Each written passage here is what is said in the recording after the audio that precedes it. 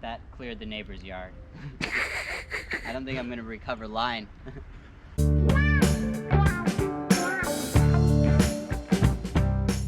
Hey Dave, what's up? Long time no see. I wanted to show you something really cool today. I just got a new St Croix Legend 7-foot. I'm not sure if you can see it there. It's a medium action and it's rated 8 to 17 pounds, 5/8 to 2 ounces. And I really like the action on this pole because it's not so stiff. It's got a little bit of wobble and it's going to handle those big fish, especially tarpon in Florida. But it's got a problem. It's a surf rod. It's a 7-foot surf, and being a surf rod, it's got a really long butt because, you know, it's got to go in your legs. And I don't plan on standing with this. I plan on using it in a kayak. And there's a problem with that because I can't pass it through my body as freely. So I just want to show you a kayak rod here. I'm actually borrowing this from my buddy Dave, and I love this rod, but it's a little bit too light for me.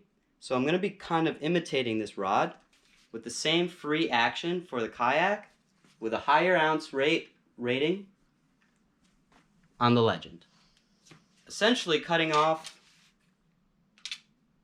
about 9 inches on this Legend. So today, Dave, I got a nice project. We're going to be cutting a $500 surf rod.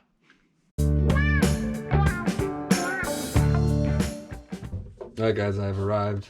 We're here in a little secret lair. Hey, Lil. Hey, what's up? And I know my ways. And yeah, we've got the St. Croix over here, ready to go.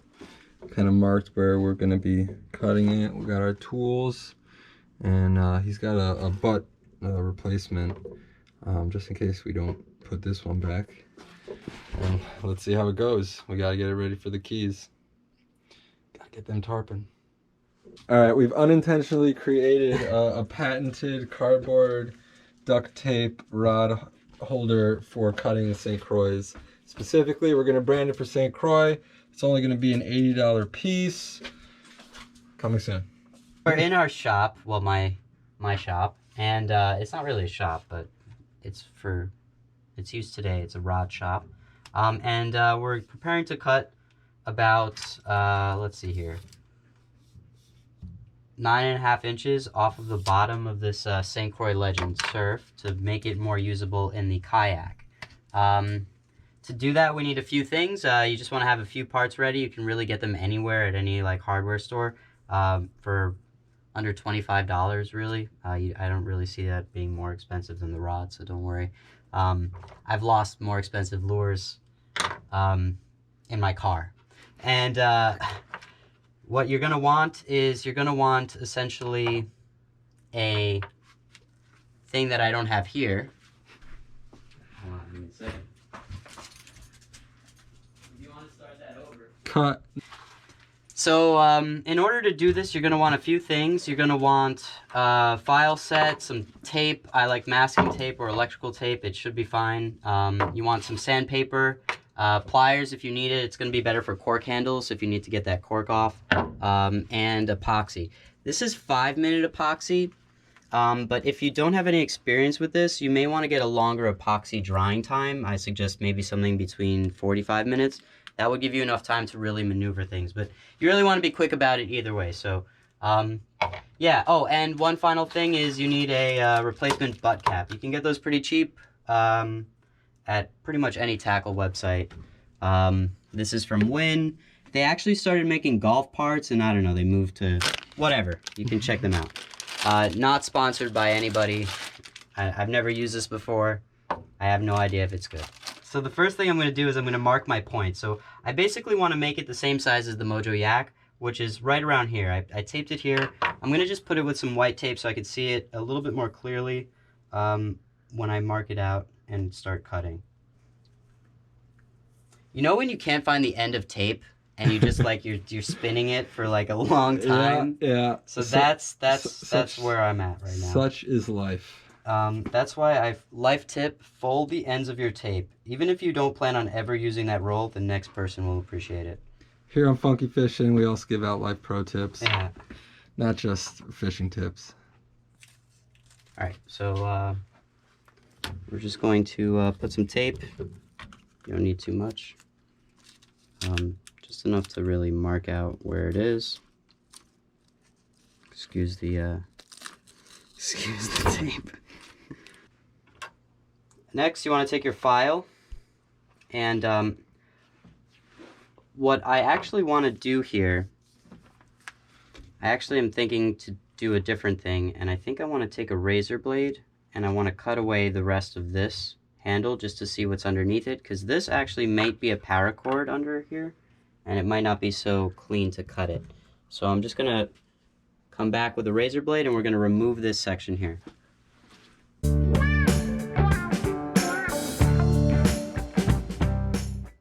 This rod is actually a little bit different. It's not a cork rod, it's got this paracord underneath it. So I'm actually not sure how it's gonna look underneath this. So normally I'd recommend just pulling off cork or the shrink wrap that they have on there, but yeah, you gotta pull it off, expose the blank. Once you expose the blank, you're going to want to shave it down across the line where you measured, and you should measure twice, cut once. Then you're going to want to sand it down just a little bit so it's smooth if there's any residual glue or anything there. And then you're just going to want to add your epoxy and then slide a butt cap on the end. Pretty simple. Yeah, let's get to it. So step one would be to expose the blank. To do that, I brought here a stack of razors. So we're going to be, oh God, I'm nervous. We're gonna be, I'm nervous too. we're gonna be cutting the blank now. I see a piece of paracord here, so I'm actually just gonna cut, oh wow, cut it right above the paracord. Now I'm going away from the blank so I don't actually touch any of the important components here. If I did, it's all gonna be cut away anyway, so it shouldn't be a problem. Their paracord wraps are actually not paracord at all. They actually seem to be this white plastic. This is a triangle shaped file, so it's going to essentially help me with the guides here. I'm going to be just following my line. You should be able to feel the blank once you get through the rubber. I think I'm almost there. Have that saw.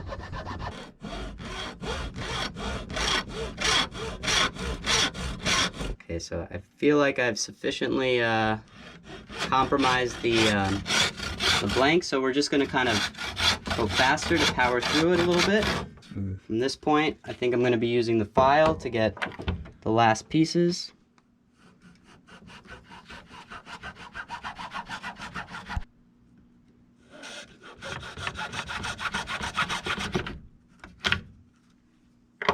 Carbon fiber is really strong. I've learned that. Damn. This blank is really pretty thick, actually. The blank you can see is just right here. You can see that white is that plastic that I was talking about. And then they have about double the thickness of the blank is all grip. So that was really what the file had trouble with. And that grip is also glued down, it seems. So it was really hard to get through that. But that looks like a clean cut. I don't really see any real bad signs over there. There's a little bit of a carbon stripe there, but I'm not worried. The rod seems to have a good backbone. Okay, so I tried stretching out the butt cap, but it's just not the right size. So we're going to actually be ordering a new butt cap. We've measured this a few times, so we're going to get a nice butt cap that will fit over here. And in the meantime, I'm just going to be kind of covering this with electrical tape just to kind of keep everything covered while everything is getting arranged. So I took the leftover piece, the leftover butt section that we cut off, and I cut it down the line to expose what St. Croix did behind the wraps here. And they actually have this really interesting glue that forms the paracord handle. So it's not really actually paracord at all. This is that glue that I was saying was tough to get through, and you can see why. This glue also held this plastic into place. Yeah, very cool design. I thought you guys liked to see that.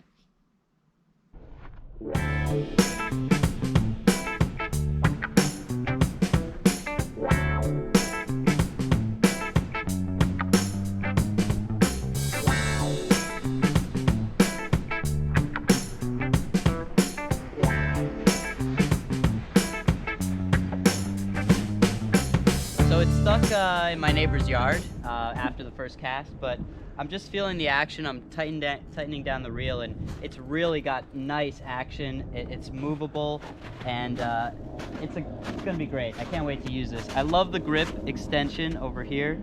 It really gives me that fighting power I need, and yeah, this is exciting. Let's go get this unstuck though. Stuck in his neighbor's tree. But yeah, dude, it does feel really good. Just kind of bouncing it up and down. Oh man, oh yeah, you can see that bend. It's gonna be sexy over the fish. Oh yeah, look at that, look at that bend. Shake. All right, reel. Okay.